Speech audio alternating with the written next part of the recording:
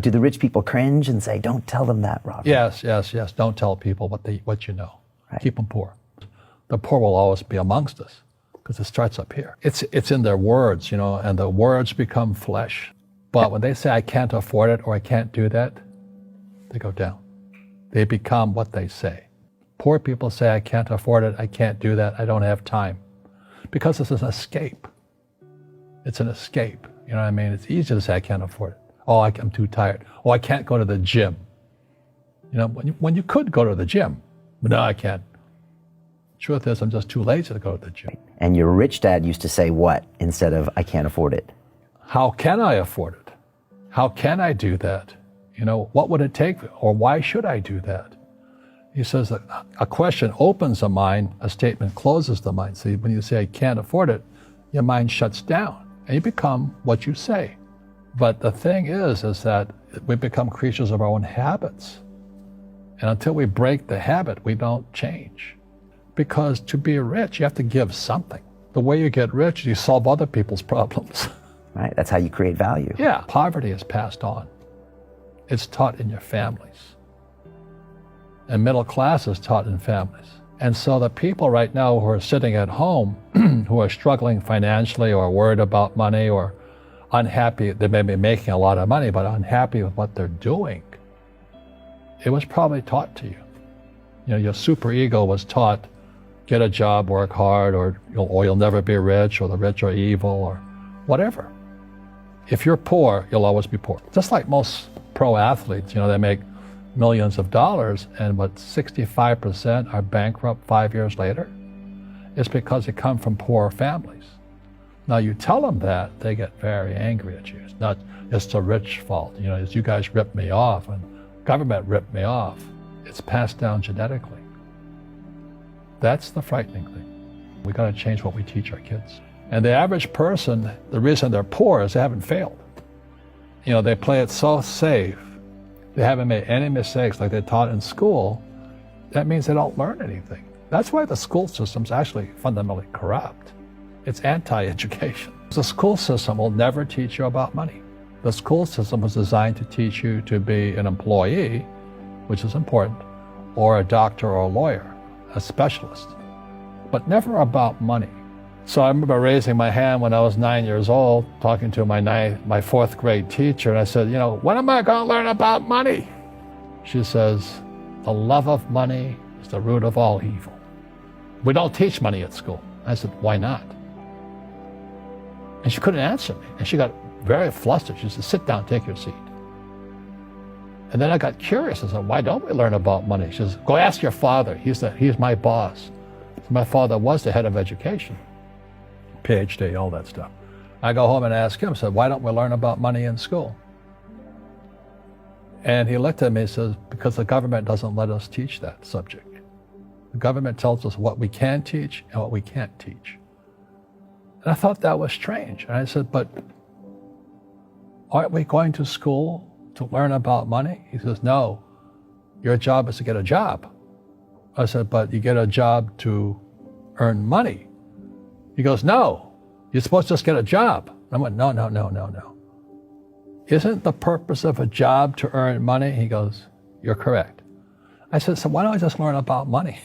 I can skip the job part, And he got flustered and he said, if you want to learn about money, why don't you ask your best friend's father about money?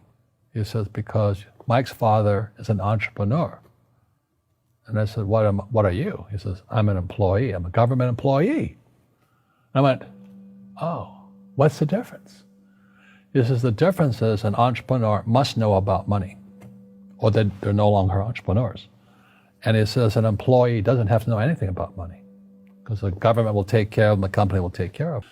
But I took my dad's advice and I trundled over to Mike's father's office and knocked on his door and I said, hey, I'm here, 9 years old.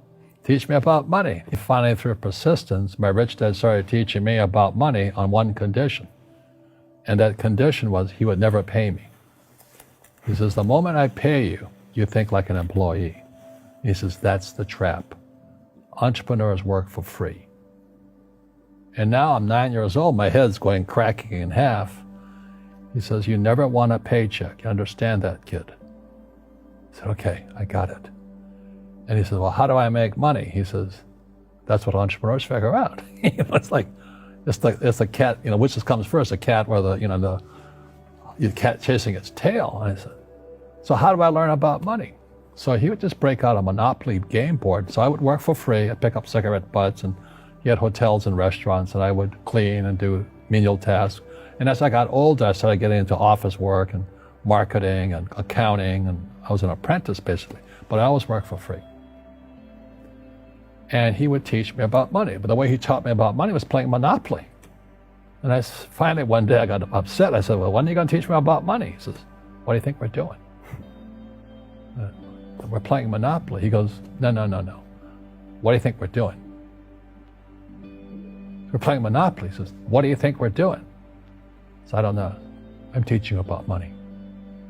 He says that the moment you accept a paycheck, your brain goes dead. He says, as long as you're hungry, you'll think. And he was a great, great teacher.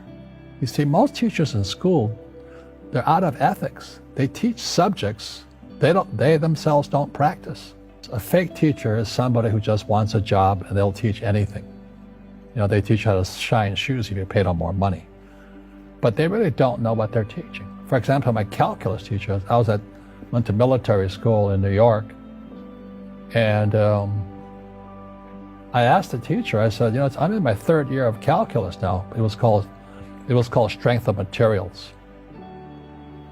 I said, am I ever going to use this stuff? He goes, no. I said, why do you teach it? He says, because I get paid. I said, do you ever use it? He goes, no. And that's why, you have to, in life, one of the things I suggest to people, you got to find a real teacher versus a fake teacher. And a fake teacher is somebody who doesn't do what they teach.